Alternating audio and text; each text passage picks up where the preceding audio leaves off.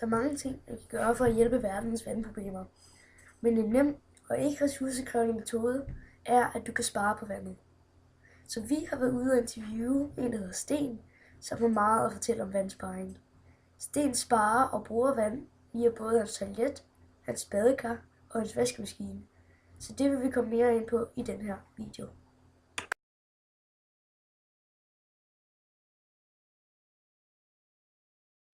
Stens hus er fyldt med seje opfindelser, som han har lavet for at spare på vandet. For eksempel hans badekar. Som et lidt specielt toilet, fordi jeg kan se, jeg har jo badekar her. Nu kan jeg prøve, hvis I kan se, at der står vand i. Og det er fordi, her er så mit toilet. Så når jeg skal skylle i toilettet, så tager jeg faktisk sådan her. Det er jo så mit toiletskyld. Det vil sige, at det vand, det har været brugt til, når jeg går i bad. Når jeg går i bad, så står jeg faktisk på den her. Sådan der. Så løber vandet i badekarret. Og det samme vand kan jeg så bagefter bruge til at skylle med. Og det sker jo noget, altså det kan man lige så godt gøre. Og det gør, at det jeg bruger vand til, det er til madlavning, til opvask og til bad. Og så behøver han at bruge mere end 14 kubikmeter om året. Og at bruge alt det vand, jeg har lyst til. Og bare organisere på en anden måde. Men det gør så også, at der får det rette næringsstof for at holde ud i drivhuset, så jeg kan producere på det her vand. Så det er ganske enkelt og ganske snilt altså. Stens toilet er noget for sig selv. Sten bruger nemlig sin afføring til at gro sine planter.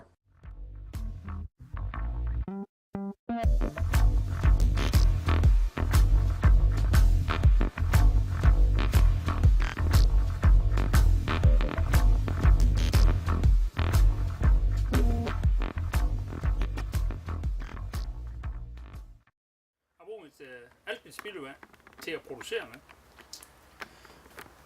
Og det er fordi, jeg synes, det var lidt dumt, den måde vi behandler spildevand på. Altså vi prøver på at få det til at forsvinde, få det til at blive væk ved at putte ud i rensningsanlæg, og så rense, og så putter vi så ud i havet. Og lige godt, så kommer nogle næringsstoffer ud. Og lige godt, så kommer en masse metangasser og nitrooxider op fra rensningsanlæg.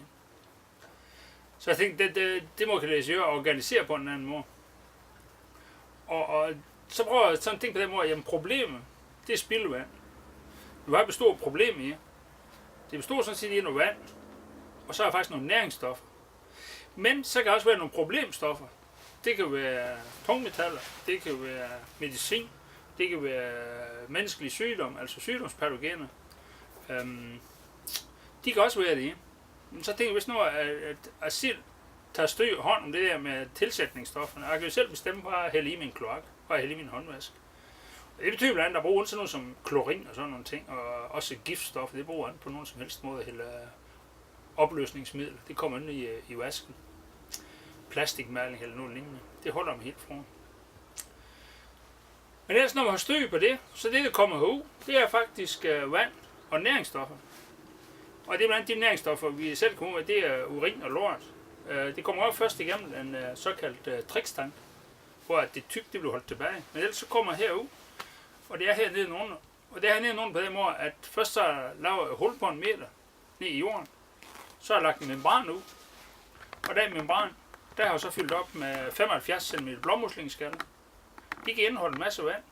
85-90% vand kan de indeholde. Og det betyder, at alt med spildevand, det ligger ned i blåmuslingeskaller her. Men sådan noget spildevand, det har med at lugte.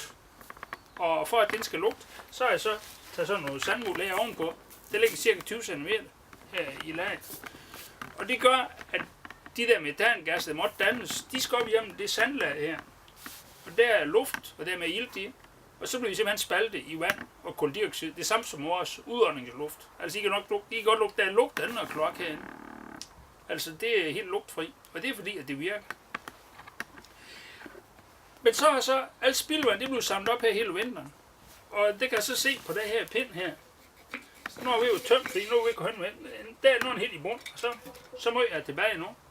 Og når så er hældt spildevand ud hele vinteren, så kommer man herop igen. Og så er jeg så klar til, at jeg kan plante planter om foråret.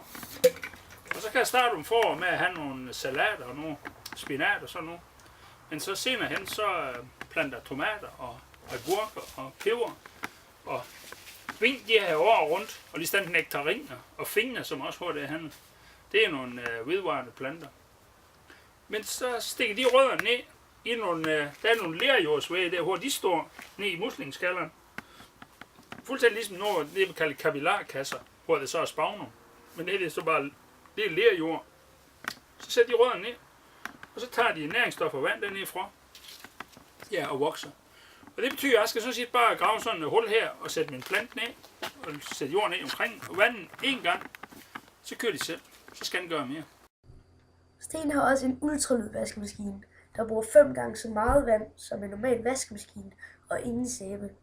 Men Sten har lavet en maskine, der pumper hans beskidte vaskevand ud i en beholder, og tøjet er færdigt med at blive vasket. Så bliver vandet renset og pumpet ud i hans vaskemaskine igen, og sådan kører det rundt og bliver genbrugt.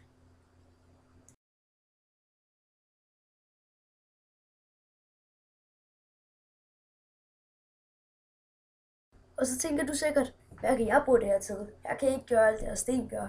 Der er mange ting, I kan gøre. I kan tage kortere bade, og være sikker på, at I tager brusebade og ikke karbade. Du kan bruge en bælge, når I vasker op, og når I skræller og skyller grøntsager. Og sørg for, at jeres toilet ikke løber.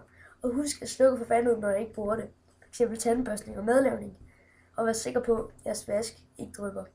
Der er flere gode råd, som hænger op i klassen, så I kan kigge på dem. Så hjælp os med at lave et Danmark, hvor vi er sikre på, at der er nok vand. Og med at lave en verden, hvor der er nok vand til alle. Tusind tak, fordi I lyttede med, og have en god dag.